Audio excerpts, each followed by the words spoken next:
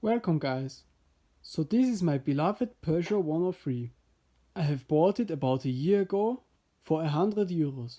I have since made the inspection and made it road legal, so I can drive it.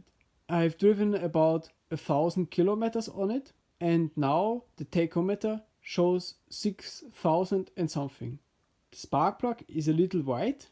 It may be because it draws in some uncarbureted air. I hope you understand what I mean. I will at first remove the covers. Removing those isn't a problem at my case. I will just take the flathead screwdriver and open them.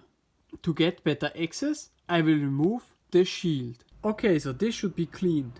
I will remove the belt by pushing on the exhaust to turn the engine a little bit. Then there is less tension. Then I can take the belt off. I will now take the impact to remove the nut. The variator just pulled off. This piece is also loose. Try not to mix them up. This part is also removed very gently. Now this is revealed.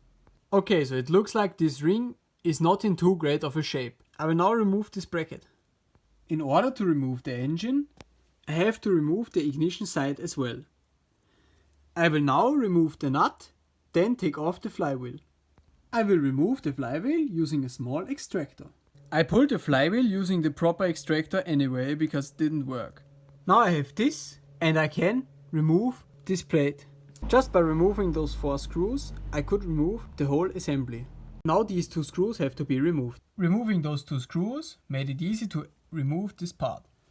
Now it looks like this. I will have to remove these screws to remove the engine. Before I do this, I will loosen the carb screw. With all screws out except one, I can remove the spark plug wire and then remove the last screw.